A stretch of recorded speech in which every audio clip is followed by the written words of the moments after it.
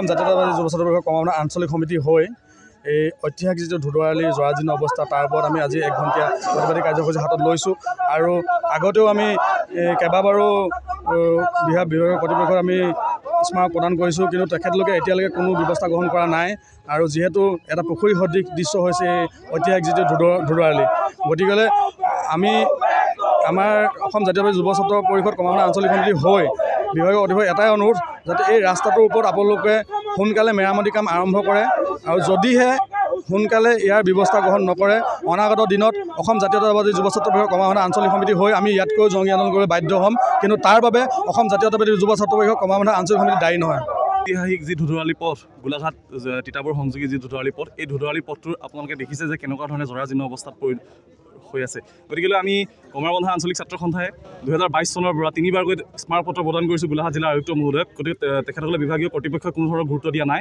আজি সদৌ শেষত আমি ৰাইজে সিদ্ধান্ত ল'লোঁ, ৰাইজৰ সহযোগত কমলাবন্ধা আঞ্চলিক ছাত্ৰ সন্থাই, যে আমি 1 ঘণ্টীয়া পথ অৱৰোধৰ কাৰ্যসূচী আমি হাতত ল'ম। গতিকে আজি এই পথ অৱৰোধৰ কাৰ্যসূচী 1 ঘণ্টীয়া পথ অৱৰোধৰ কাৰ্যসূচীৰ পৰা আমি অসম চৰকাৰৰ লগতে আমি গড়কাপ্তানি বিভাগক আমি আহ্বান জনাইছোঁ যে অতি সোনকালে যদি এই ৰাস্তাটোৰ যি লেহেমীয়া গতিত তেখেতসকলে কাম কাজ কৰি আছে, খৰতকীয়া গতিত যদি কাম কাজ নকৰে তেনেহ'লে আমি ৰাইজৰ সহযোগত আমি অনিৰ্দিষ্টকালীন পথ অৱৰোধৰ কাৰ্যসূচী হাতত ল'বলৈ বাধ্য হ'ম। আমি যিহেতু গম পাওঁ যে দুটাকৈ প্ৰতিষ্ঠানে, যে গৌতম কনষ্ট্ৰাকশ্যনে অনুপম কনষ্ট্ৰাকশ্যনে কাম কৰি আছে ৰাস্তাটো। আমাৰ এটা প্ৰশ্ন আছে যে সেই প্ৰতিষ্ঠান দুটাই গোলাঘাট জিলাৰ PWD বিভাগটোক পৰিচালনা কৰে নে PWD বিভাগে সেই প্ৰতিষ্ঠান দুটাক পৰিচালনা কৰে? যিহেতু PWD চিফ এক্সিকিউটিভ ইঞ্জিনিয়াৰজনে আমি বিভিন্ন সময়ত তেখেতক আমি লগ কৰি এই ৰাস্তাটোৰ কথা অৱগত কৰোঁ, তেখেতে কোনো ধৰণৰ গুৰুত্ব নিদিয়ে। তেখেতসকলে কেইটামান ফোন কৰি আমাৰ সন্মুখৰ পৰা দায়িত্বটো তেখেতসকলে সামৰে, কেইটামান শিলগুটি পেলাই তেখেতসকলে দায়িত্বটো সামৰিবলৈ চেষ্টা কৰে। গতিকে আজি এই অৱৰোধৰ কাৰ্যসূচীৰ পৰা আমি তেখেতসকলক জনাইছোঁ যে PWD বিভাগেহে অনুপম কনষ্ট্ৰাকশ্যন আৰু গৌতম কনষ্ট্ৰাকশ্যনক পৰিচালনা কৰক। অনুপম কনষ্ট্ৰাকশ্যন আৰু গৌতম কনষ্ট্ৰাকশ্যনে PWD গোলাঘাটৰ PWD বিভাগটো পৰিচালনা নকৰিবৰ বাবে আমি আহ্বান জনাইছোঁ।